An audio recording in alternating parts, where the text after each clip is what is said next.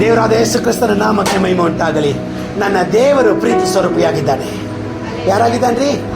ನಾನು ಫಸ್ಟ್ ಹೇಳಿದ್ದೀನಿ, ನಿಮ್ಮ ಬಾಯಲ್ಲಿ ಯಾವಾಗ ಇದು ಹೆಂಗಾಗುತ್ತೆ ಅನ್ನುವಂಥ ಪ್ರಶ್ನೆ ಬಿಟ್ಟು ಹೋಗುತ್ತೋ, ಅದು ಹೆಂಗಾದ್ರೂ ಆಗತ್ತೆ ಅನ್ನೋದನ್ನ ದೇವರು ನಿಮ್ಮ ಮನಸ್ಸಲ್ಲಿ ತುಂಬಿಸ್ಬಿಡ್ತಾನೆ.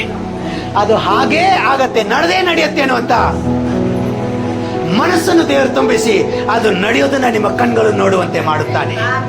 ಎಷ್ಟು ಚೆನ್ನಾಗಿ ಅರ್ಥ ಆಯ್ತು? ಹಾಗಾದ್ರೆ ನನ್ನ ಬಾಯಲ್ಲಿ ಏನಿರಬಾರ್ದ್ರಿ? ಆಗಲ್ಲ ಅನ್ನೋದಿರಬಾರ್ದು, ನಡೆಯಲ್ಲ ಅನ್ನೋದಿರಬಾರ್ದು, ಇದು ಹೆಂಗಾಗತ್ತೆ ಅನ್ನೋದು ಇರಲೇಬಾರದು. ಬೈಬಲಲ್ಲಿ ದೇವರು ಸೋತಿದ್ದಾನೆ ಅನ್ನುವಂಥ ಪದವೆಲ್ಲಾದ್ರೂ ಇದೆಯಾ? ದೇವರು ಸೋತಿಲ್ಲ ಅಂದ್ರೆ ದೇವರು ಹೆಂಗಾಗತ್ತೆ ಅಂತ ಎಲ್ಲಾದ್ರೂ ಪ್ರಶ್ನೆ ಕೇಳಿದಾನೇನ್ರಿ? ಆತನು ಕೇಳಿಲ್ಲ ಅಂದ್ರೆ ನಾವು ಕೇಳಬಾರ್ದು. ಆವಾಗ ಒಂದು ವಿಷಯ ನಾವು ತಿಳ್ಕೋಬೇಕು, ನಾವು ದೇವರು ನಮಗೆ ಒಂದು ಕೋಟೆನ ಹಾಕಿಸಿದ್ದಾನೆ. ಕೋಟೆ ಒಳಗೆ ನಾವು ಇರೋ ತನಕ ಹೆಂಗಾಗತ್ತೆ, ಏನಾಗತ್ತೆ, ಯಾವಾಗತ್ತೆ ಪ್ರಶ್ನೆ ಕೇಳಲ್ಲ, ಹಾಗೆ ಆಗತ್ತೆ ಅಂತೀವಿ. ಯಾವಾಗ ಆ ಕೋಟೆಯಿಂದ ಹೊರಗಿರ್ತೀವೋ ಅವಾಗ ಎಲ್ಲ ಪ್ರಶ್ನೆಗಳು ನಮ್ಮಲ್ಲಿ ಕಾಣಿಸ್ಕೊಳ್ತದೆ. ದೇವರು ನಮಗೆ ಒಂದು ಕೋಟೆಯನ್ನು ಹಾಕಿಟ್ಟಿದ್ದಾನೆ, ಆ ಕೋಟೆ ಒಳಗೆ ಇರ್ರಿ ಅಂತ ದೇವರು ಹೇಳ್ತಿದ್ದಾನೆ. ಆ ಕೋಟೆನ ಬಿಟ್ಟು ಹೊರಗೆ ಹೋಗ್ಬೇಡ್ರಿ. ಆ ಕೋಟೆ ಯಾವುದು ಗೊತ್ತಾ? ಯೇಸು ಕ್ರಿಸ್ತನ ರಕ್ತವೆನ್ನುವಂತ ಕೋಟೆ. ಯಾವ ಕೋಟೆ ರೀ? ಯೇಸು ಕ್ರಿಸ್ತನ ರಕ್ತವೆನ್ನುವಂತ ಕೋಟೆಯಲ್ಲಿ ನಿಮ್ಮನ್ನು ದೇವರು ಮುಚ್ಚಿ ಮರೆ ಮಾಡಿಕೊಂಡಿದ್ದಾನೆ. ಯಾರಾದ್ರೂ ಯಾವ ಶತ್ರುವಾದರೂ ನಿಮ್ಮನ್ನು ಮುಟ್ಟಬೇಕಂದ್ರೆ ಫಸ್ಟ್ ಅದನ್ನು ಯೇಸುವಿನ ರಕ್ತವನ್ನು ಮುಟ್ಟಬೇಕಾಗುತ್ತೆ. ಯಾವುದನ್ನು ಮುಟ್ಟಬೇಕ್ರಿ? ಈ ಸೃಷ್ಟಿಗಳಲ್ಲಿ ಯೇಸು ಕ್ರಿಸ್ತನ ರಕ್ತವನ್ನು ಮುಟ್ಟುವಂತಹ ದುಷ್ಟ ಶಕ್ತಿಯು ಯಾವುದೂ ಇಲ್ಲ. ನೀವು ಎಷ್ಟು ದಿನ ಯೇಸು ಕ್ರಿಸ್ತನ ರಕ್ತ ಕೋಟೆ ಒಳಗೆ ಇರ್ತೀರೋ ನಿಮ್ಮನ್ನು ಯಾವ ದುಷ್ಟ ಶಕ್ತಿ ಮುಟ್ಟೋದಕ್ಕೆ ಸಾಧ್ಯವಿಲ್ಲ. ನೀವೇ ಏನ್ ಗೊತ್ತಾಗ್ತೀರ? ಅವಾಗ ನಿಮ್ಮ ಯೋಚನೆಗಳಲ್ಲಿ ಕೋಟೆಯಿಂದ ಹೊರಗೆ ಹೋಗ್ಬಿಡ್ತೀವಿ. ಕೋಟೆಯಿಂದ ಹೊರಗೆ ಹೋಗಿದ ತಕ್ಷಣ ಹೆಂಗ್ ಗೊತ್ತಾಗುತ್ತೆ? ಎಲ್ಲ ಬಂದು ಅಂಟು ಪಕ್ಕರ್ಸ್ಕೊಂಡ್ಬಿಡತ್ತೆ. ನಿಮ್ಮ ಸ್ನೇಹಿತರೆಲ್ಲ ಕಾಯ್ತಾ ಇರ್ತಾರೆ ಹೊರಗೆ. ಮನೆ ಒಳಗಿರೋ ತನಕ ನಿಮ್ಮ ಪಪ್ಪದು ನಿಮ್ಮ ಮಮ್ಮಿದು ಆಶ್ರಯ ಇರುತ್ತೆ. ಏನಿರುತ್ತವ? ಹೊರಗೆಲ್ಲ ಸ್ನೇಹಿತರು ಓದಿರ್ತಾ ಇರ್ತಾರೆ, ಬರ್ರಿ ಬಾ ಹೊರಗೆ ಬಾ ಅಂತ. ನಾವೇನ್ ಮಾಡ್ತೀವಿ ಗೊತ್ತಾ? ಈ ಅಪ್ಪ ಅಮ್ಮನ ಎಷ್ಟು ದಿನ ನೋಡ್ತಾ ಇರೋದು, ಸ್ವಲ್ಪ ಸ್ನೇಹಿತರ ಜೊತೆ ಹೋಗಿ ತಿರ್ಗಾಡ್ಕೊಂಬರೋಣ. ಯಾರ ಜೊತೆ ಹೋಗಿ ತಿರ್ಗಾಡ್ಕೊಂಬರೋಣ? ಸ್ನೇಹಿತರ ಜೊತೆ ಹೋಗಿ ತಿರ್ಗಾಡ್ಕೊಂಬರೋಣ. ಆದ್ರೆ ನಿಮ್ಗೆ ಗೊತ್ತಿಲ್ಲ, ಸ್ನೇಹಿತರು ಅಂತ ಹೇಳುವಾಗ ಎಲ್ಲ ಮನುಷ್ಯರು ಕೆಡುಕು ತುಂಬಿದವರೇ. ಅದಕ್ಕೆ ಸತ್ಯವೇದದಲ್ಲಿ ಮನುಷ್ಯರು ಒಬ್ಬರೂ ನೀತಿವಂತರಿಲ್ಲ, ಒಬ್ಬರಾದರೂ ಇಲ್ಲ. ನೀತಿವಂತರು ಒಬ್ಬರು ಅಂತ ಹೇಳಿದ್ರೆ ಆತನು ನಿಮ್ಮ ತಂದೆ ತಾಯಿ ಆಗಿರ್ತಾರೆ. ನನ್ನ ಶರೀರದ ತಂದೆ ತಾಯಿ ಅಲ್ಲ, ನನ್ನ ಆತ್ಮವನ್ನು ಪಾಪದಿಂದ ಬಿಡಿಸಿದಂಥ ತಂದೆ ತಾಯಿ. ಹಲ್ಲೆಲೂಯ. ಆತನು ಹೇಳ್ತಾನೆ, ನೀನು ನನ್ನ ಮನೆಯೊಳಗೆ ನನ್ನ ಜೊತೆಯಲ್ಲಿರೋ ತನಕ ನಿನ್ನ ಯಾವ ಸ್ನೇಹಿತರು ನಿನ್ನನ್ನು ಕೆಡುಕನ ದಾರಿಯಲ್ಲಿ ನಡೆಸೋದಿಕ್ಕೆ ಸಾಧ್ಯನೇ ಇಲ್ಲ. ನೀನು ನನ್ನ ಹತ್ರ ಇರೋ ತನಕ ಮನೆ ಒಳಗೆ ಇರೋ ಮಗ, ಹೊರಗೆ ಹೋಗ್ಬೇಡ ಅಂತ ನಾವು ಹೇಳ್ತೀವಿ. ಆದರೆ ಸೌಂಡ್ ಏನಾಗುತ್ತೆ? ಹೊರಗಿಂದ ಬರ್ತಾನೆ ಇರುತ್ತೆ. ಈಗ ಸೌಂಡಿಗಿಂತ ಜಾಸ್ತಿ ಫೋನ್ಗಳು ಬರ್ತಾ ಇರ್ತವೆ. ಯಾವ್ದು ಬರ್ತಾವ್ರಿ? ಫೋನ್ನ ನಾವೇನ್ ಮಾಡ್ಬೇಕು? ಫ್ರೆಂಡ್ಸ್ದಲ್ಲ ಬ್ಲಾಕ್ ಲಿಸ್ಟಲ್ಲಿ ಹಾಕ್ಬಿಡ್ಬೇಕು, ಕೆಡ್ಕರ್ದಲ್ಲ. ಹಲ್ಲೆಲೂಯಾ. ಈ ಫೋನ್ಸ್ ಬರ್ತಾವ ನೋಡಿ. ಅಮ್ಮ 1 ನಿಮಿಷ ಬರ್ತೀನಿರಮ್ಮ. ಏನ್ ಹೇಳ್ತಾರೆ? 1 ನಿಮಿಷಕ್ಕೆ ಹೋಗಿ ನೀನು ಪಾಪ ಮಾಡಿ ಪಾಪಕ್ಕೆ ನೀನೇನಾಗಿದ್ಯಾ? ದಾಸನಾಗ್ಬಿಟ್ಟಿದ್ಯಲ್ಲೋ. ದಾಸನರಿ. ಪಾಪ ಮಾಡುವಂತ ಪ್ರತಿಯೊಬ್ಬನು ಪಾಪಕ್ಕೆ ದಾಸನಾಗಿದ್ದಾನೆ. ಪಾಪಕ್ಕೆ ದಾಸನಾದವನು ಆ ಪಾಪಕ್ಕೆ ತಕ್ಕ ಸಂಬಳವನ್ನು ಅನುಭವಿಸಲೇಬೇಕು. ಪಾಪವು ಕೊಡುವ ಸಂಬಳ. ತಂದೆ ತಾಯಿ ಮಾತು ಕೇಳ್ಕೊಂಡು ಮನೆಯಲ್ಲಿರ್ರಿ. ನಿನ್ನನ್ನು ಸೃಷ್ಟಿಸಿದಂಥ ಯಜಮಾನನ ಮಾತುಗಳನ್ನು ಕೇಳ್ಕೊಂಡು ಯಾವಾಗಲೂ ಆತನ ಇಟ್ಟಿರುವಂಥ ಒಳ್ಳೆ ಆಹಾರವನ್ನು, ಒಳ್ಳೆ ವಸ್ತುಗಳನ್ನು, ಒಳ್ಳೆ ಜೀವನವನ್ನು ಅನುಭವಿಸ್ಕೊಂಡಿರ್ರಿ ಅಂತ ಹೇಳಿದ್ರೆ, ಇಲ್ಲ ನಾನು ಒಂದು ಹೆಜ್ಜೆ ಹೊರಗೆ ಇಡ್ತೀನಿ. ಕೈ ಹಿಡಿದು ಮೇಲಕ್ಕೆತ್ತವರಿಗೇನು ಹಿಡಿದು ಜಗ್ಗವ್ರೆ. ಹಲ್ಲೆಲೂಯಾ. ಇವತ್ತು ಯೇಸು ಕ್ರಿಸ್ತನ ಹತ್ರ ಸುರಕ್ಷಿತವಾಗಿರ್ರಿ. He is the only one God who saves us from all the evil. He is the one and only God who protects us from all the evil desires. He is the one and only God who saves us from the hell. He is the only one God who gives us a eternal life. That means the heaven. Amen. Yes. Hallelujah. ಎಷ್ಟು ಚೆನ್ನಾಗಿ ಅರ್ಥ ಆಯ್ತು.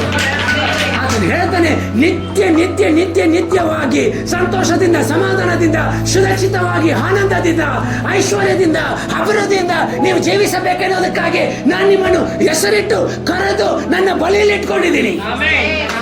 ನೀವು ನನ್ನ ಬಳಿಯಲ್ಲಿ ಇರ್ರಿ ಸಾಕು. ನೀವು ನನ್ನ ಬಳಿಯಲ್ಲಿ ಇದ್ರೆ ಸಾಕ್ರಿ. ನಿಮ್ಮ ಪ್ರಾರ್ಥನೆಗಳು ಒಂದೊಂದು ನಿಮ್ಮ ಬಾಯಿಂದ ಹೊರಡೋದಕ್ಕೆ ಮುಂಚೆನೆ ನಾನು ನೆರವೇರಿಸ್ತೀನಿ. ನಿಮ್ಮ ಯೋಚನೆಗಳು ನೀವು ಯೋಚಿಸೋದಕ್ಕೆ ಮುಂಚೆನೆ, ಇದು ಇವನಿಗೆ ಕೊಟ್ಟರೆ ಚೆಲುವಂತ ನಿನ್ನ ತಂದೆ ನಿನಗೆ ಮುಂಚೆನೆ ಯೋಚಿಸುತ್ತಾನೆ. ಹಲ್ಲೆಲೂಯಾ. ಚೆನ್ನಾಗಿ ಅರ್ಥ ಆಯ್ತು. ಒಂದು ಕಂಡೀಷನ್ ಏನ್ ಗೊತ್ತಾ? ಆತನ ಜೊತೆಯಲ್ಲಿ ಇರಬೇಕು. ಆತನ ಜೊತೆಯಲ್ಲಿ ಇರಬೇಕು ಅಂತ ಹೇಳಿದ್ರೆ ಲೋಕವನ್ನು ನಾವು ಹಾಗೆ ಮಾಡಬೇಕು. ಏನಾಗೆ ಮಾಡ್ಬೇಕ್ರಿ? ಆಸ್ತಿ ಮಾಡಬೇಕು. ಸಾಲ ಇಲ್ಲದೆ ಎಲ್ಲರಿಗೂ ಸಾಲ ಕೊಡುವವನಾಗಿ, ದಾನ ಧರ್ಮ ಮಾಡುವವನಾಗಿ, ಶ್ರೀಮಂತನಾಗಿರಬೇಕು.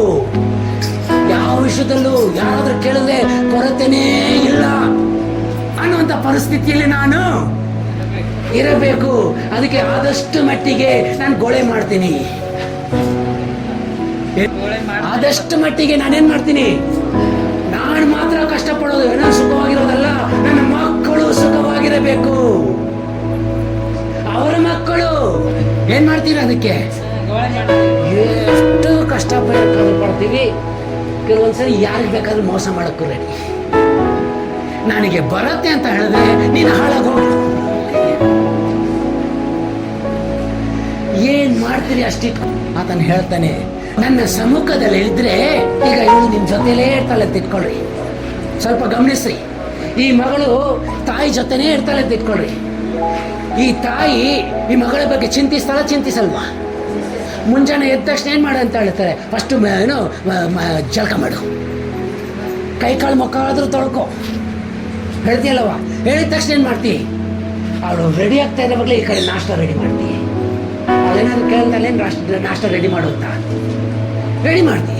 ನಾಷ್ಟನ ರೆಡಿ ಮಾಡ್ತಿ. ಮುಖ ತೊಳ್ಕೊಂಡು ರೆಡಿಯಾಗಿ ಈಗ ಬಂದಿದ ತಕ್ಷಣ ಬಡಬಿಡ ನಾಷ್ಟ ಮಾಡು. ಕೇಳಕ್ ಮುಂಚೆನೆ ಕೊಡ್ತೀರಾ? ಆಯ್ತು, ನಾಷ್ಟ ಆಯ್ತು, ಈಗ ಶಾಲೆಗೆ ರೆಡಿ ಪಟ್ನೆ ಅವಳೇ ರೆಡಿ ಆಗ್ಬಿಡ್ತಾಳೆ ಕೆಲವು ಸರಿ. ಇಲ್ಲಾಂದ್ರೆ ನೀವು ರೆಡಿ ಮಾಡ್ಬಿಡ್ತೀರಾ, ಕರ್ಕೊಂಡೋಗಿ ಶಾಲೆ ಹತ್ರ ಬಿಡ್ತೀರಾ. ಮಧ್ಯಾಹ್ನ ಟಿಫಿನ್ ತಗೊಂಡೋಗಿ ಕೊಡ್ತೀರಾ, ಇಲ್ಲ ಬುತ್ತಿ ಕಟ್ಕೊಡ್ತೀರಾ. ಅವ್ಳು ಕೇಳೋದಕ್ಕೆ ಮುಂಚೆನೇ ಎಲ್ಲ ಮಾಡ್ತಾನೆ ಇರ್ತೀರಾ. ಯಾಕ್ರಿ? ನಿಮಗೆ ಗೊತ್ತು ಆಕೆಗೆ ಏನೇನು ಬೇಕು. ನಿಮಗೆ ಈ ಮಗಳಿಗೆ ಏನೇನು ಬೇಕು ಅಂತ ಗೊತ್ತಿರುವಾಗ ನಿಮ್ಮನ್ನು ರೂಪಿಸಿ, ಚಿತ್ರಿಸಿ, ಜೀವವನ್ನು ಕೊಟ್ಟು ಈ ಭೂಲೋಕಕ್ಕೆ ಕಳಿಸಿ ಏನೆಲ್ಲ ಮಾಡ್ಬೇಕಂತ ತೀರ್ಮಾನ ಮಾಡಿದ ಆತನಿಗೆ ಗೊತ್ತಿಲ್ವೇ ನಿಮ್ಗೆ ಏನೇನು ಕೊಡ್ಬೇಕು? ಗೊತ್ತಿಲ್ವೇನ್ರಿ? ಈಗ ನಾವೇನು, ಈಗ ನೋಡಿ ಇನ್ನೊಂದು ಎಕ್ಸಾಂಪಲ್ ಹೇಳ್ತೀನಿ. ಈಗ ಈ ಮಗಳಿಗೆ ಏನೇನು ಬೇಕಂತ ಗೊತ್ತು ಏನ್ರಿ? ಈಗ ಏನ್ ಮಾಡ್ಬೇಕು? ಈ ಮಗಳಿಗೆ ಏನೇನ್ ಬೇಕಂತ ಎಲ್ಲ ಗೊತ್ತಿದೆ ನಿನಗೆ. ಈಗ ಏನ್ ಮಾಡ್ತೀಯ? ಒಂದು ವಾರಕ್ಕೆ ಬೇಕಾಗಿರೋಂಥ ಅನ್ನನ ಕಟ್ಬಿಟ್ಟು ಕೈಲಿ ಕೊಟ್ಬಿಡ್ತೀಯೇನು? ಅದನ್ನ ಕಾಪಾಡ್ಕೊಳ್ಳೋಕೆ ಆಗೋಲ್ಲ. ನನ್ನ ದೇವ್ರಿಗೂ ಗೊತ್ತು, ಒಮ್ಮೆಲೆ ಎಲ್ಲ ಕೊಟ್ಬಿಟ್ರೆ ನಿಮ್ಮ ಕೈಲಿ ಕಾಪಾಡ್ಕೊಳಕ್ಕಾಗಲ್ಲ ಮಾಡ್ಬಿಟ್ರೆ. ಆದರೆ ಒಂದು ವಿಷಯ ಮಾತ್ರ ಹೇಳ್ತೀನಿ, ನಿಮ್ಮ ತಕ್ಕ ಸಮಯದಲ್ಲಿ ನಿಮ್ಮ ಅಗತ್ಯಗಳನ್ನು ಕೊಡ್ತಾನೇ ಇರ್ತಾನೆ. ಆತನು ಕೊಡದೆ ಮಾತ್ರ ಇರೋದೇ ಇಲ್ಲ. ಯಾಕಂದ್ರೆ ಆತನು ಎಕ್ಸಾಂಪಲ್ ಯಾರಿಗಿಟ್ಟಿದ್ದಾನೆ ಗೊತ್ತಾ? ಆಕಾಶದಲ್ಲಿ ಹಾರಾಡುವಂತ ಹಕ್ಕಿಗಳನ್ನು ನೋಡಿ ಗಮನಿಸ್ಕೊಳ್ರಿ. ಅವುಗಳೇನ್ ಬಿತ್ತವೇನ್ರಿ? ಏನೋ ಒಂದು ಸೌಂಡ್ ಮಾಡ್ತಾವಲ್ರಿ, ದೇವ್ರನ್ನ ಸ್ತುತಿಸ್ತಾವಲ್ರಿ. ಹಾಗಾದ್ರೆ ಅವುಗಳಿಗೆ ದೇವ್ರು ಹೇಳ್ತಾನೆ, ಇವುಗಳನ್ನು ಪೋಷಿಸುವಂತ ನಾನು ಅವುಗಳಿಗಿಂತ ನೀವು ಹೆಚ್ಚಿನವರಾಗಿದ್ದೀರಿ. ಮತ್ತೆ ನಿಮ್ಮನ್ನ ಮಾತ್ರ ಕೈ ತೊಳೆದ್ಬಿಟ್ಟು ಹಾಳಾಗೋಗಿರೋದ ಬಿಡ್ತೀನಿ ಹೇಳ್ರಿ, ಯಾವತ್ತಿಗೂ ಬಿಡಲ್ಲ. ಅವುಗಳನ್ನು ಪೋಷಿಸುವಂತ ದೇವರು ನಿಮಗ ಕೂಡ ಬೇಕಾದಂತ ಸಮಯದಲ್ಲಿ ತಕ್ಕ ವಸ್ತುಗಳನ್ನು ಅನುಗ್ರಹಿಸಿ, ಆಶೀರ್ವದಿಸಿ, ನಿಮ್ಮನ್ನು ತೃಪ್ತಿಗೊಳಿಸಿ ನಾನು ನಡೆಸುತ್ತಲೇ ಇರ್ತೀನಿ. ಯಾವುದಕ್ಕಾಗಿ ನಾವು ಚಿಂತೆ ಮಾಡ್ತಾ ಇದ್ದೀವಿ? ಇವತ್ತು ನನ್ನ ಚಿಂತೆ ಎಲ್ಲ ಒಂದೇ ಇರ್ಬೇಕ್ರಿ, ನನ್ನ ಅಪ್ಪ ಸಮ್ಮುಖದಲ್ಲಿ ಇರಬೇಕು. ನೋಡಿ, ನಾನು ಇನ್ನೊಂದು ಎಕ್ಸಾಂಪಲ್ ಹೇಳ್ತೀನಿ. ಅದೇ ತಾಯಿ ಮಗ ಇಟ್ಕೊಂಡಿದ್ದಾನೆ. ಇವ್ನು ಮುಂಜಾನೆ ಎದ್ದು ಹೊಟ್ಟೆ ತುಂಬ ನಾಷ್ಟ ಮಾಡಿಬಿಟ್ಟು ಹೋಗ್ಬಿಡ್ತಾನೆ ಹೊರಗೆ. ಹೋಗ್ಬಿಟ್ಟು ಅವಾಗ ಈ ತಾಯಿ ಯೋಚನೆ ಹೆಂಗಿರುತ್ತೆ ಗೊತ್ತಾ? ಏನ್ ಮಾಡ್ತಾ ಇರ್ತಾನೋ, ಎಲ್ಲಿ ತಿರ್ಗಾಡ್ತಾ ಇರ್ತಾನೋ, ಮಧ್ಯಾಹ್ನ ಆಯ್ತು, ಊಟ ಮಾಡಿಲ್ಲ ಇನ್ನು, ಯೋಚನೆ ಇರತ್ತೆ. ಆದ್ರೆ ಕೊಡಕ್ಕಾಗತ್ತೇನ್ರಿ? ರೆಡಿ ಮಾಡಿಟ್ಟಿರ್ತೀನಿ. ಅದನ್ನ ತಿನ್ನೋ ಭಾಗ್ಯ ಅವನಿಗಿಲ್ಲ. ತಿನ್ನೋ ಭಾಗ್ಯ ಯಾರಿಗಿದೆ ಅಂತ ಹೇಳಿದ್ರೆ ಯಾರ ಅಪ್ಪ ಜೊತೆಲಿ ಇರ್ತಾರ ಅವರಿಗೆ. ಎಷ್ಟು ಚೆನ್ನಾಗಿ. ಹಾಗಾದ್ರೆ ನಾನು ಎಲ್ಲಿರ್ಬೇಕಪ್ಪ ಇವತ್ತು? ಎಲ್ಲಿರ್ಬೇಕಪ್ಪ ನಾನು ಇವತ್ತು? ಕಳ್ಸ್ಕೊಡ್ರಿ ದಯವಿಟ್ಟು. ತಂದೆಯ ಜೊತೆ ಇಲ್ಲ ಅಂದ್ರೆ ನೀವು ಏನೇ ಹೋರಾಡಿ, ಎಷ್ಟೇ ಪ್ರಯತ್ನ ಪಟ್ಟು, ಎಷ್ಟೇ ಕಷ್ಟಗಳನ್ನು ಅನುಭವಿಸಿ, ಮೈಯಲ್ಲಿರುವಂತ ಎಲ್ಲ ಬೆವರು, ಎಲ್ಲ ಶಕ್ತಿ, ಎಲ್ಲ ಸಾಮರ್ಥ್ಯ ಸುರಿಸಿದ್ರು ನೀವು ಒಂದು ಕೂದಲನ್ನು ಸ್ವಲ್ಪ ಉದ್ದ ಮಾಡಕ್ಕಾಗಲ್ರಿ. ಇಲ್ಲ, ಬಿದ್ದೋಗಿರೋ ಒಂದೇ ಒಂದು ಕೂದಲನ್ನ ತೆಗೆದು ತಲೆಯಲ್ಲಿ ನೆಟ್ಕೊಳಕ್ಕಾಗಲ್ರಿ. ಏನ್ ಪ್ರಯತ್ನ ಪಟ್ರು.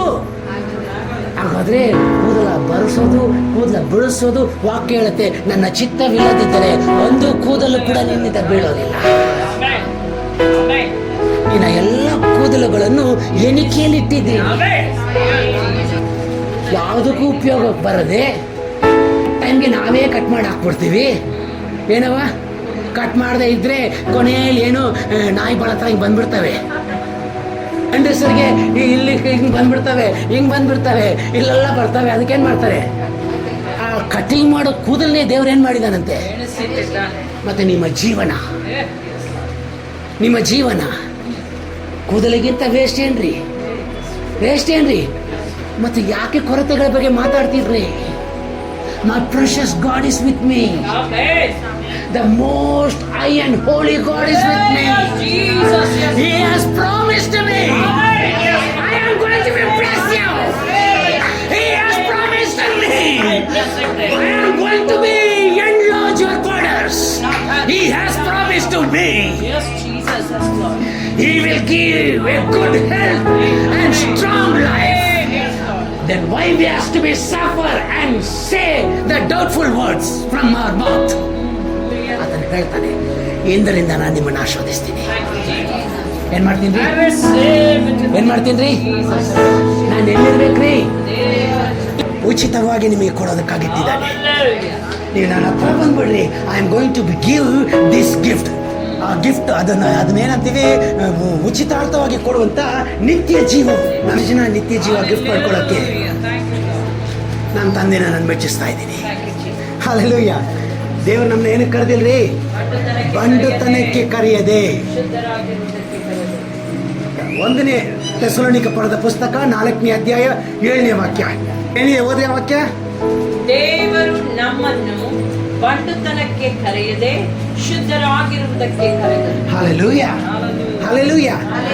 ಈಗ ನನಗೊಂದು ಅರ್ಥ ಆಗಿಲ್ಲ, ನೀವೇ ಹೇಳಬೇಕು ಇದಕ್ಕೆ ಅರ್ಥ. ತಿಳಿತೇನ್ರಿ? ದೇವರು ನನ್ನನ್ನು ಬಂಡುತನಕ್ಕೆ, ಅಂದರೆ ದೇವರು ನಮ್ಮನ್ನು ಬಂಡುತನಕ್ಕೆ ಕರೆಯದೆ ಅಂತ ಹೇಳಿದೆ. ಆ ಬಂಡುತನ ಅಂದ್ರೆ ಏನ್ರಿ? ಬಂಡುತನ ಅಂದ್ರೆ ಏನ್ರಿ? ಒಬ್ರು ಹೇಳಿದ್ರು, ಇಬ್ರು ಹೇಳಿದ್ದಾರೆ ಅಟ ಅಂತ. ಬೇರೆ ಯಾರಿಗಿದೆ ಪ್ರಕಟಣೆ? ಪಟ್ನೆ ಹೇಳ್ಬೇಕು. ಅಂದ್ರೆ ಇಲ್ಲಿ ಇಂಗ್ಲಿಷಲ್ಲಿ ಏನ್ ಹೇಳುತ್ತೆ ನೋಡಿ, God did not call us to be impure.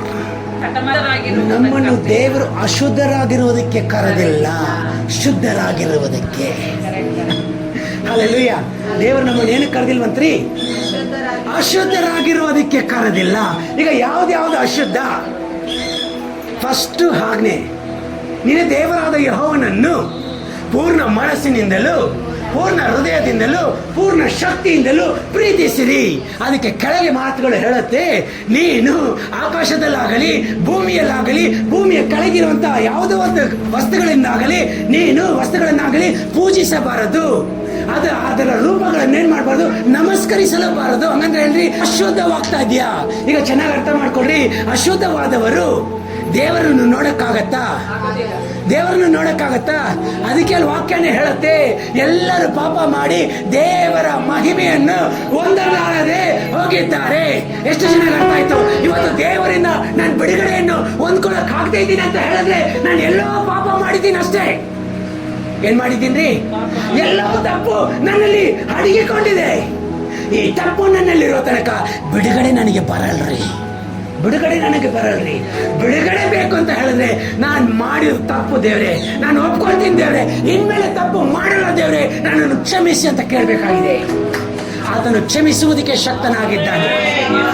ಕ್ಷಮಿಸುವುದು ಮಾತ್ರ ಅಲ್ಲ, ಯಾವ ತಪ್ಪನ್ನು ಮಾಡಿದ್ದೀರೋ ಅದನ್ನು ನಿಮ್ಮಿಂದ ತೆಗೆದು ಆಕಾಶಕ್ಕೂ ಭೂಮಿಗೂ ಎಷ್ಟು ದೂರವಾಗಿದೆಯೋ ಅಷ್ಟು ದೂರದಲ್ಲಿ ನಿಮ್ಮ ಪಾಪವನ್ನು ಹೊಕ್ಕಟ್ಟು ಬಿಡ್ತಾನಂತ್ರಿ. ಆಮೇಲೆ ಹೆಂಗ್ ಗೊತ್ತಾ ಹೇಳುತ್ತೆ ವಾಕ್ಯ, ಅದನ್ನು ನಾನು ಮತ್ತೆ ನೆನಪು ಮಾಡಿಕೊಳ್ಳೋದೇ ಇಲ್ಲ ಅಂತ. ಏನ್ ಹೇಳ್ತಾನ್ರಿ ಆತನು? ಈ ಮಾಡಿದಂತ ಪಾಪಗಳನ್ನ ಒಂದ್ಸರಿ ಕ್ಷಮಾಪಣೆ ಕೇಳ್ಬಿಟ್ಟು ನನ್ನಿಂದ ಕ್ಷಮಾಪಣೆ ಹೊಂದ್ಕೊಂಡ್ಬಿಟ್ರೆ ಅದನ್ನ ನಾನು ಸಂಪೂರ್ಣವಾಗಿ ಮರ್ತು ಬಿಟ್ಟಿದ್ದೀನಿ. ಹಾಗಾದ್ರೆ ಒಂದು ವೈಟ್ ಪೇಪರ್ ಅಲ್ಲಿ ಬರೆದಿರೋದನ್ನ ಎರೇಸ್ ಮಾಡ್ಬಿಟ್ಟಿದ್ದೀನಿ, ಅಳಗಿಸ್ಬಿಟ್ಟಿದ್ದೀನಿ. ಮತ್ತೆ ಅದು ಕಾಣಿಸೋದಿಲ್ಲ ಅದು. ಆದ್ರೆ ಸೈತಾನ ಏನ್ ಗೊತ್ತಾ ಮಾಡ್ತಾನೆ, ನೀನು ಅವತ್ತಿ ತಪ್ಪು ಮಾಡಿಲ್ಲ ಅದಕ್ಕೆ ನಿನಗೆ. ಅವಾಗ ನಾನೇನ್ ಗೊತ್ತಾ ಮಾಡ್ತೀನಿ, ಹೌದೆಲ್ಲ ತಪ್ಪು ಮಾಡೀನಿ ಅಂತ ಹೇಳ್ತೀರ ನೋಡಿ, ಆಗ ಖಾಲಿ ಪೇಪರ್ ಮೇಲೆ ಮತ್ತೆ ಬರಿತಾ ಇದ್ದೀರ. ಹೌದೆಲ್ಲ ತಪ್ಪು ಮಾಡೀನಿ ಅಂತ ಹೇಳಿದ ತಕ್ಷಣ ಆ ದೂರ ಬರೆಯೋಣಿದ ನೋಡು, ನಿನ್ ಬಾಯಿಂದ ಇದು ಬರ್ಬೇಕಂತ ನಾನು ಎಷ್ಟು ದಿನದಿಂದ ಕಾಯ್ತಾ ಇದ್ದೆ ಗೊತ್ತೇನ್ರಿ, ತಗ ಬರ್ಬಿಟ್ಟೆ. ನೀವು ಏನ್ ಹೇಳ್ತೀರೋ ಅದನ್ನೇ ಸೈತಾನ ಬರೆಯೋದು. ಎಷ್ಟು ಜನಕ್ಕೆ ಅರ್ಥ ಆಯ್ತು? ಈಗ ದೇವರು ನನ್ನ ಜೊತೆಲಿ ಇದ್ದಾನೆ ಅಂತ ಹೇಳಿದ್ರೆ ಸೈತಾನಿಗೆ ಕೈ ನಡಗತ್ತೆ ಬರೆಯಕ್ಕೆ. ಅದನ್ನ ಹಂಗೆ ಬಿಟ್ಟಿರ್ತಾನೆ, ಯಾಕಂದ್ರೆ ಇದು ನನಗೆ ಸಂಬಂಧಪಟ್ಟದ್ದು, ನನಗೆ ಸಂಬಂಧಪಟ್ಟದ್ದು. ಯಾವ ಕಾಯಿಯೂ ನನ್ನ ಮುಟ್ಟೋದಿಲ್ಲ. ಯೇಸು ಕ್ರಿಸ್ತನ ಭಾಷಣಗಳಿಂದ ನಾನು ಗುಣವಾಗಿದ್ದೀನಿ ಅಂತ ಹೇಳುವಾಗ ಅದನ್ನು ಬರೆಯೋದಕ್ಕೆ ಕೈ ನಡಗತ್ತೆ. ಯಾಕೆ ಗೊತ್ತಾ? ಈ ಮಾತುಗಳು ನನಗೆ ಸಂಬಂಧಪಟ್ಟದ್ದಲ್ಲ. ಸಾಲದವನು ಯಾವಾಗ್ಲೂ ನಾನು ಕಾಡಿಸ್ತಾನೆ ಇದ್ದಾನೆ, ಯಾವಾಗ ಫೋನ್ ಹಚ್ತಾನೋ ಗೊತ್ತಿಲ್ಲ. ಇದು ನನ್ನ ಮಾತು. ನೀನ್ ಹೇಳಿದ್ಯಲ್ಲ ಇವತ್ತು ಸಂಜೆ ಅಷ್ಟೊಳಗೆ ನಾನು ಫೋನ್ ಹಚ್ಚಿಸ್ತೀನಿ ನೋಡು. ಯಾವಾಗ ಹಚ್ಚಿಸ್ತೀನಿ ರೀ? ಸಂಜೆ ಒಳಗೆ ಬರ್ತಾವ್ ನೋಡಿ ಫೋನು. ನೀವು ನೆನಪು ಮಾಡ್ಲಾರ್ದೆ ಮರ್ತು ಬಿಟ್ಟಿದ್ರೆ ಫೋನ್ ಮಾಡ್ತಾನೆ ನೋಡು, ಅವನು ಮರ್ತು ಬಿಟ್ಟಿರ್ತಾನೆ.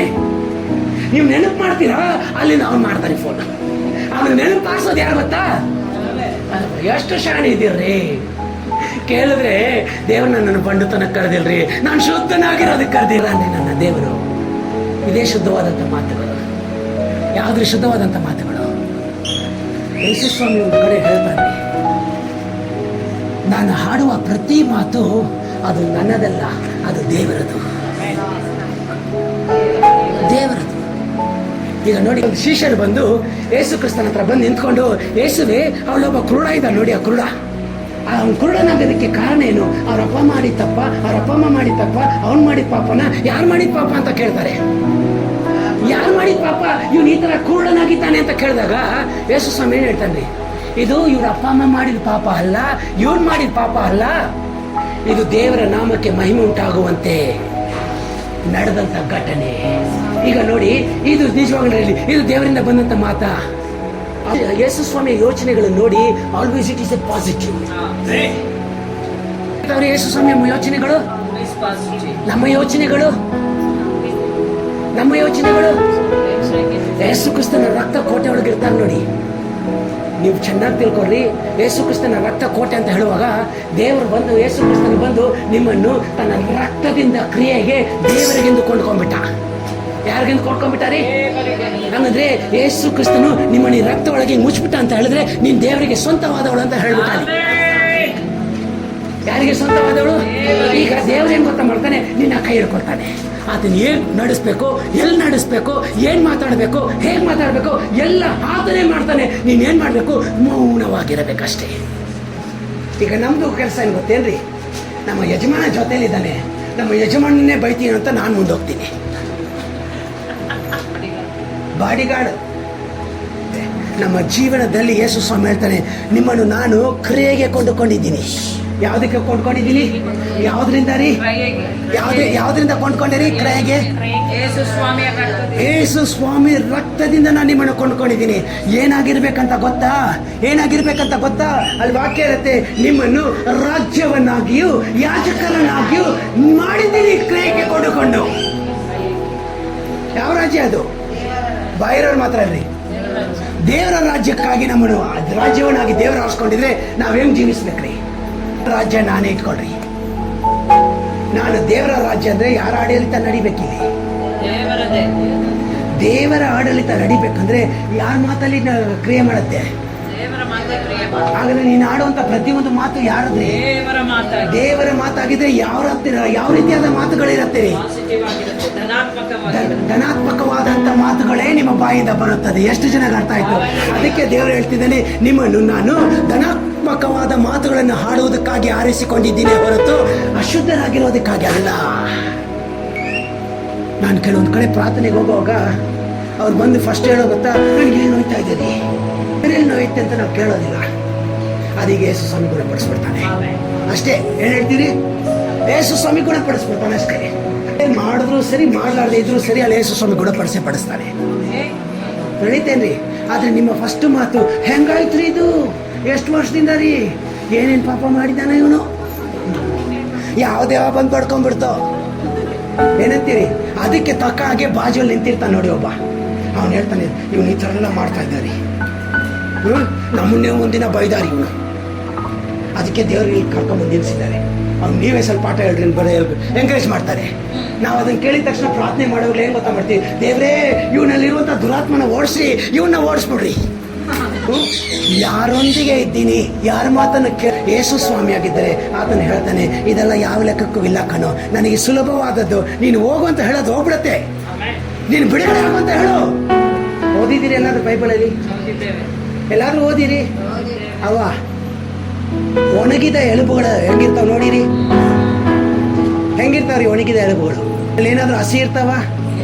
ಅದ್ರಲ್ಲಿ ಏನಾದ್ರು ಶಕ್ತಿ ಇರ್ತಾವ? ಸಾಮರ್ಥ್ಯ ಇರ್ತಾವ? ಬಿದ್ದಂಗೆ ಬಿದ್ದಿರತ್ತೆ, ಕದಲೋದಿಲ್ಲ. ಅದೇನು ನಾಯಿ ಕೂಡ ಮುಟ್ಟೋದಿಲ್ಲ ಒಣಗಿದ ಎಲುಬುನ. ಯಾವ್ದು ಮುಟ್ಟಲ್ಲವ? ನಾಯಿ ಕೂಡ ಮುಟ್ಟೋದಿಲ್ಲ. ಅಲ್ಲಿ ಕರ್ಕೊಂಡೋಗಿ ಒಂದು ಭಕ್ತನ ದೇವರು ನಡೆಸ್ತಾರೆ. ಅಲ್ಲಿ ನೋಡಿದ್ರೆ ರಾಶಿ ಕಟ್ಟಲೆ ಒಣಗಿದ ಎಲುಬುಗಳು ಬಿದ್ದಿದ್ದಾವೆ. ಏನ್ ಬಿದ್ದಾವ್ರಿ? ಏನ್ ಬಿದ್ದಾವ್ರಿ? ಒಣಗಿದ ಎಲುಬುಗಳು ಬಿದ್ದಾವೆ. ಅಲ್ಲಿ ಕರ್ಕೊಂಡೋಗಿ ನಿಲ್ಲಿಸ್ಬಿಟ್ಟು ಆ ಸೇವಕನ ದೇವರು ಕೇಳ್ತಾರೆ, ಈ ಎಲುಬುಗಳಿಗೆಲ್ಲ ಜೀವ ಬರ್ತಾವ ಅಂತ ಕೇಳಿದ್ರು. ಈ ಎಲುಬುಗಳು ರಾಶಿ ಗಟ್ಲೆಲ್ಲ ಒಣಗೋಗ್ಬಿಟ್ಟಿದೆ, ವರ್ಷಾನ್ಗಟ್ಲೆ ಬಿದ್ದಿದ್ದಾವದು. ನಾವು ದಿನ ಆ ಕಡೆನೆ ಓಡಾಡ್ತೀವಿ, ದಿನ ಆ ಕಡೆನೆ ಬರ್ತೀವಿ. ಈ ಒಣಗೋಗಿದ್ದಿಲ್ಲ, ಇದು ಸತ್ತೋಯ್ತಲ್ಲ, ಇದು ಯಾವುದಕ್ಕೂ ಉಪಯೋಗ ಇಲ್ಲ ಅಂತ ಅದ್ರ ಕಡೆ ಗಮನನೇ ಕೊಡ್ಲಾರ್ದೆ ನಾವು ಓಡಾಡ್ತಾ ಇರ್ತೀವಿ. ಇಲ್ವೇನವ್ವ? ಒಂದಿನ ಕರ್ಕೊಂಡೋಗಿ ಇದು ಎಲುಬುಗಳಿಗೆ ಜೀವ ಬರುತ್ತೆ ಅಂತ ಕೇಳಿದ್ರೆ ಏನ್ ಹೇಳ್ತೀಯವ್ವ? ಅಯ್ಯೋ, ನಾನು ವರ್ಷಾನ್ಗಟ್ಲೆ ನೋಡಿದ್ದೀನಿ, ಇದನ್ನ ವರ್ಷಾನ್ಗಟ್ಲೆ ನೋಡಿದ್ದೀನಿ, ಇದು ಹಿಂಗೆ ಬಿದ್ದಾವೆ, ಮುಂದೆ ಇನ್ನೊಂದು 20 ವರ್ಷ ನೋಡಿದ್ರು ಅದಂಗೆ. ನಾವ್ ಹಂಗೆ ತಾನೇ ಹೇಳೋದು. ಆದ್ರೆ ಆ ಸೇವಕ ಏನ್ ಹೇಳ್ದ, ದೇವ್ರೆ ಇದು ಜೀವ ಬರುತ್ತಾ ಇಲ್ವೋ ನಿಮಗೆ ಗೊತ್ತು ದೇವ್ರೆ. ಯಾರು ಗೊತ್ತ್ರಿ? ನಿಮಗೆ ಗೊತ್ತು ಅಂತ ಹೇಳಿದಾಗ ದೇವರು ಹೇಳ್ತಾನೆ, ಈ ಎಲುಬುಗಳನ್ನು ನೋಡಿ ನೀನು ಪ್ರವಾದಿಸು. ಯೆಶಾಯನ ಬರೆದ ಪುಸ್ತಕದಲ್ಲಿ ಹೇಳುತ್ತೆ, ಈ ಎಲುಬುಗಳನ್ನು ನೋಡಿ ನೀನು ಪ್ರವಾದಿಸು ಅಂತ ಹೇಳ್ತಾನೆ. ಈಗ ನಾನೊಂದು ಪ್ರಶ್ನೆ ಕೇಳ್ತೀನಿ, ನೀವು ಉತ್ತರ ಕೊಡ್ಬೇಕು. ಈಗ ಒಣಗಿದ ಎಲುಬುಗಳು ವರ್ಷಾನ್ಗಟ್ಲೆ ನೀವು ನೋಡಿದ್ದೀರಾ, ಇನ್ನು ಅನೇಕ ವರ್ಷ ಇರ್ತಾವಂತ ನೀವೇನ್ ಮಾಡಿದ್ದೀರಾ? ಮೈಂಡಲ್ಲಿ ಫಿಕ್ಸ್ ಮಾಡ್ಕೊಂಡಿದ್ದೀರಾ. ಈಗ ಫಿಕ್ಸ್ ಮಾಡಿರುವಂತ ಸ್ಥಳದಲ್ಲಿ ದೇವರು ಕರ್ಕೊಂಡು ಹೋಗಿ ನಿಲ್ಲಿಸ್ಬಿಟ್ಟು ಈ ಎಲುಬುಗಳಿಗೆ ಜೀವ ಬರ್ತವೆ, ನೀನ್ ಪ್ರವಾದಿಸು ಅಂದ್ರೆ ನೀವೇನ್ ಮಾಡ್ತೀರಿ? ಎಷ್ಟು ಚೆನ್ನಾಗಿ ಅರ್ಥ ಆಗ್ತಾ ಇದೆ. ಆ ಎಲುಬುಗಳನ್ನ ನೋಡಿ ಇದಕ್ಕೆ ಜೀವ ಬರುತ್ತೆ, ನೀನ್ ಪ್ರವಾದಿಸು ಅಂತ ಹೇಳಿದ್ರೆ ನಾನೇನ್ ಮಾಡ್ತೀನಿ ರೀ? ಹೇಳ್ರಿ, ಪ್ರವಾದಿಸ್ತೀರಾ? ಪ್ರವಾದಿಸಲ್ವಾ? ಎಷ್ಟು ವರ್ಷದಿಂದ ನಾನು ಓಡಾಡಿದ್ದೀನಿ, ಆ ಎಲುಬುಗಳನ್ನ ನೋಡಿದ್ದೀನ ಇಲ್ವಾ? ಅದು ಎಷ್ಟು ಬಿರುಸಾಗ್ಬಿಟ್ಟಿರ್ತವೆ, ಎಷ್ಟು ಕಠಿಣ ಆಗ್ಬಿಟ್ಟಿರ್ತವೆ. ಅದಕ್ಕೆ ನೀರು ಹಾಕೋದು ಕೂಡ ಹೀರ್ಕೊಳ್ಳಲ್ಲ ಅದು. ಪ್ರವಾದಿಸಂದ್ರೆ ಏನ್ ಮಾಡ್ತೀಯವ? ನಿಂತಿರುವಂತ ನಾನು ಇವತ್ತು ನನ್ನ ಜೀವನದಲ್ಲಿ ದಯವಿಟ್ಟು ನೋಡ್ರಿ, ಏನಾದ್ರೂ ಒಂದು ಹೇಳಿದ್ರೆ ಅದನ್ನ ಬ್ಲೈಂಡ್ ಆಗಿ ನಂಬ್ರಿ. ಹೆಂಗ್ ನಂಬ್ರಿ? ಅದು ಆಗತ್ತಾ ಇಲ್ವಾ? ಹೆಂಗ್ ನಡೆಯುತ್ತೆ? ಹಿಂಗ್ ನಡೆಯತ್ತಾ? ಹಂಗ್ ನಡೆಯತ್ತಾ? ಹೀಗ್ ನಡೆಯತ್ತಾ? ಹಾಗ್ ನಡೆಯತ್ತಾ? ಯಾವ ಯೋಚನೆಗಳನ್ನು ದಯವಿಟ್ಟು ಮಾಡಬಾಡ್ರಿ. ಮಾಡಿದ್ರೆ ಏನೂ ನಡೆಯಲ್ಲ. ಯೋಚನೆಗಳನ್ನು ಮಾಡೋದಕ್ಕೆ ಪ್ರಾರಂಭಿಸಿದ್ರೆ ಅಲ್ಲಿ ದೇವರ ವಾಕ್ಯಕ್ಕಿಂತ ನಿಮ್ಮ ಯೋಚನೆಗಳು ಕೆಲಸ ಮಾಡೋದಕ್ಕೆ ಚಾಲು ಮಾಡುತ್ತದೆ. ದೇವರ ವಾಕ್ಯಕ್ಕಿಂತ ನಿಮ್ಮ ಯೋಚನೆಗಳು ಕೆಲಸ ಮಾಡೋದಕ್ಕೆ ಪ್ರಾರಂಭಿಸುವಾಗ ನೀವು ಆ ಯೋಚನೆಗಳ ನಿಮಿತ್ತ ಒಂದು ಸೀಮಿತವಾದದನ್ನೇ ಹಿಡ್ಕೊಂಡು ಇಷ್ಟೇ ಅಂತ ತೀರ್ಮಾನ ಮಾಡಿಬಿಡ್ತೀರಾ. ಆದ್ರೆ ದೇವರ ಮಾತು ಭೂಮಿಯನ್ನು ಆಕಾಶವನ್ನು ನಿರ್ಮಿಸುವಂತ ಸಾಮರ್ಥ್ಯ ಉಳ್ಳದು, ಯಾವುದು ಇಲ್ಲದೆ ಇರುವಂತ ಸ್ಥಳದಲ್ಲಿ ಎಲ್ಲವನ್ನು ಉಂಟು ಮಾಡುವಂತ ಸಾಮರ್ಥ್ಯ ಉಳ್ಳದು, ಯಾವ ಕಷ್ಟಗಳಿದ್ದರೂ ಎಲ್ಲವನ್ನು ಪರಿಹರಿಸುವಂತ ಸಾಮರ್ಥ್ಯ ಉಳ್ಳದು. ಅದನ್ನು ಹೇಳುವಾಗ ಅದನ್ನು ಬ್ಲೈಂಡ್ ಆಗಿ ನಾವು ನಂಬಿದ್ರೆ ಅದನ್ನು ಹಾಗೆ ನಾವು ಅನುಭವಿಸೋದಕ್ಕೆ ಪ್ರಾರಂಭಿಸುತ್ತೀವಿ. ಇವತ್ತು ನಾವು ನಂಬಬೇಕಾಗಿರೋದು ಅಷ್ಟೇ ಇಂಪಾರ್ಟೆಂಟ್.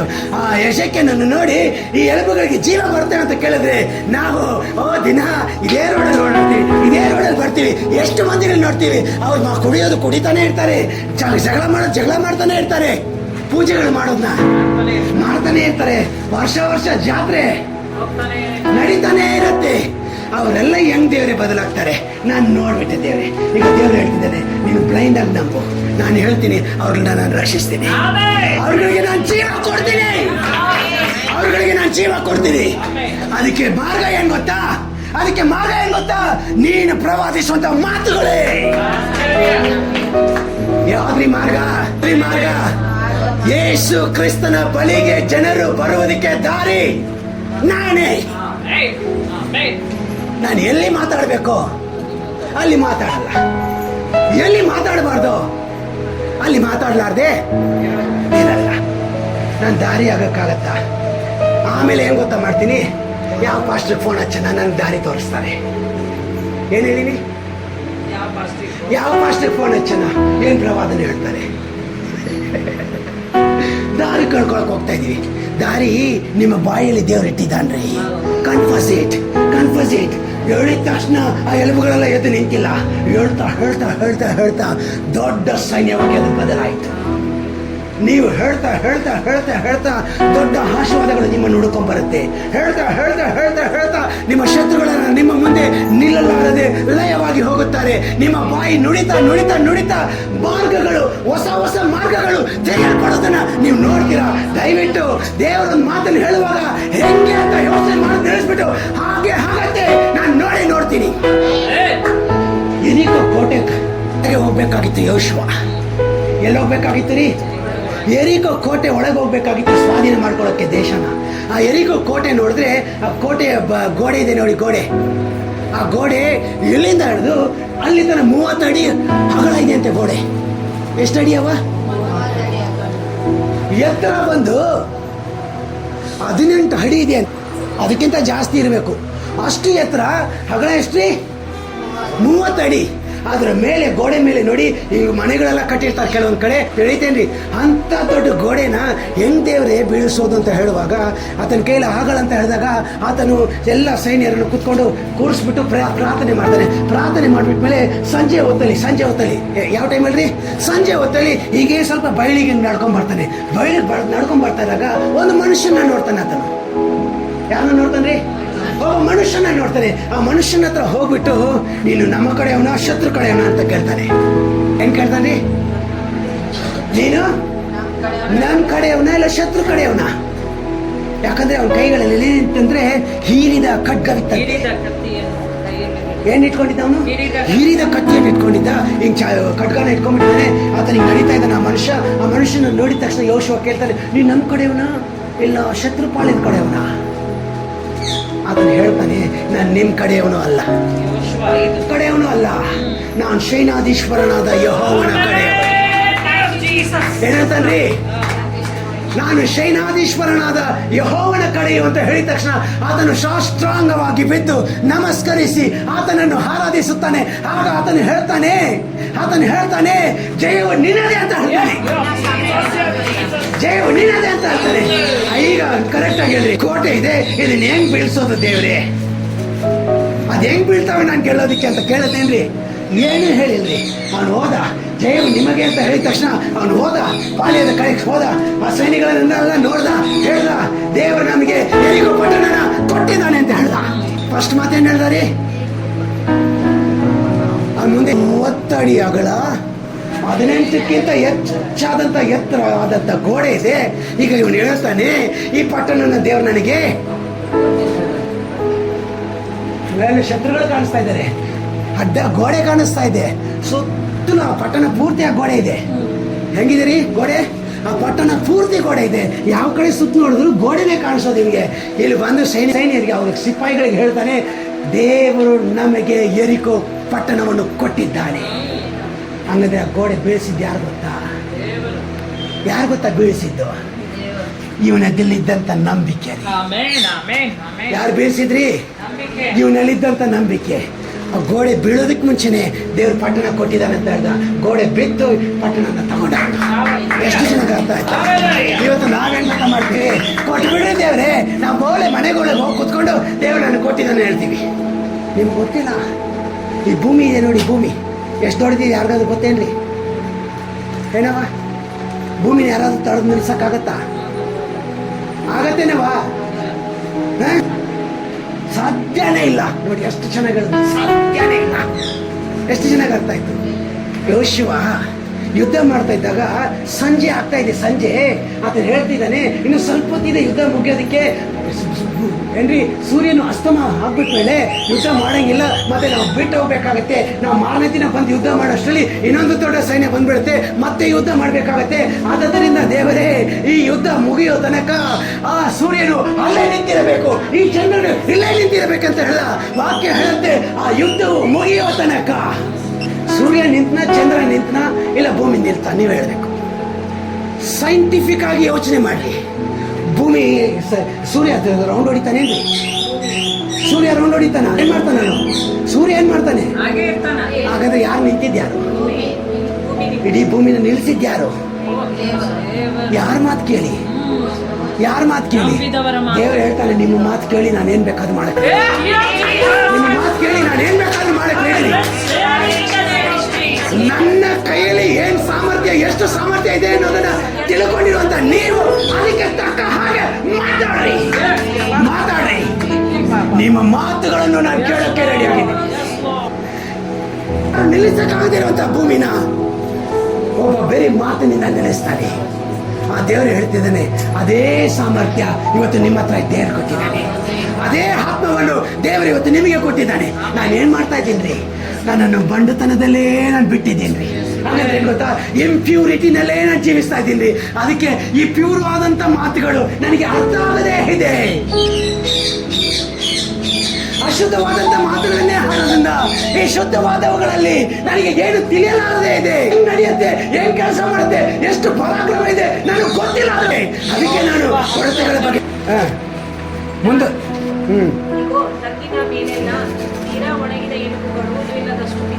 ಎಂತ ಎಲುಬುಗಳ್ರಿ? ಎಂತ ಎಲುಬುಗಳ್ರಿ? ತೀರಾ ತೀರಾ ಏನ್ರಿ?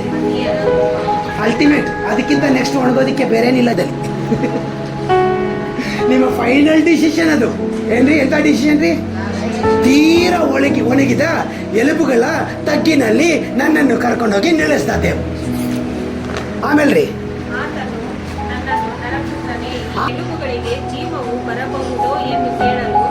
ಸಾಕವ ಏನ್ ಕೇಳ್ತಾನೆ ದೇವರು? ಈ ಎಲುಬುಗಳಿಗೆ, ಈ ಕಾಲ್ಗಳಿಗೆ, ಈ ಜೀವನಕ್ಕೆ ಎಷ್ಟು ಬಿತ್ತಿದ್ರು ಬೆಳೆನೇ ಇಲ್ಲ. ಈ ಜೀವನಕ್ಕೆ ಜೀವ ಬರಬಹುದು. ಎಲ್ಲ ಕಡೆ ಹೋಗಿ ಟ್ರೈ ಮಾಡಿ ಇನ್ನೂ ಮಾಡ್ತಾನೆ ಇದ್ದೀವಿ. ಏನ್ ಮಾಡ್ತಾ ಇದ್ದೀವಿ? ಇನ್ನೂ ಟ್ರೈ ಮಾಡ್ತಾನೆ ಇದ್ದೀವಿ. ನಾವು ಏನ್ ಗೊತ್ತಾ ಪ್ಲಾನ್ ಮಾಡ್ತಾ ಇದೀವಿ? ಒಟ್ಟು ತಗೊಂಡ್ಬಿಡೋಣ, ಯಾರು ಕಟ್ಟೋದ್ ಬೇಡ, ಸ್ವಾಮಿ ಬರ್ತಾರೆ, ಹೋಗ್ಬಿಡೋಣ. ದೇವರು ಹೇಳ್ತಿದ್ದಾರೆ, ನಿನಗೆ ಅಂತ ಕೆಲವು ಎಲುಬುಗಳನ್ನ ಇಟ್ಟಿದ್ದೀನಿ, ಅದು ನಿನ್ನ ಆಸ್ತಿ. ಅದು ನೀನು ಅಪ್ಪಣೆ ಮಾಡು, ಅದು ಜೀವ ಬಂದ್ರೆ ಎದ್ದು ನಿಮ್ಮ ಮನೆಗೆ ಬರುತ್ತೆ. ನೀನು ಅಪ್ಪಣೆ ಮಾಡಲ್ಲ, ಅದನ್ನ ಬಿಟ್ಬಿಟ್ಟು ಏನ್ ಮಾಡ್ತಾ ಇದ್ದೀನಿ ಗೊತ್ತಾ? ಬೇರೆ ಎಲ್ಲ ಕಡೆ ಟ್ರೈ ಮಾಡ್ತಾ ಇದ್ದೀನಿ. Thank you Jesus. ಹೋದೆ ಈ ಎಲುಬುಗಳಿಗೆ ಜೀವ,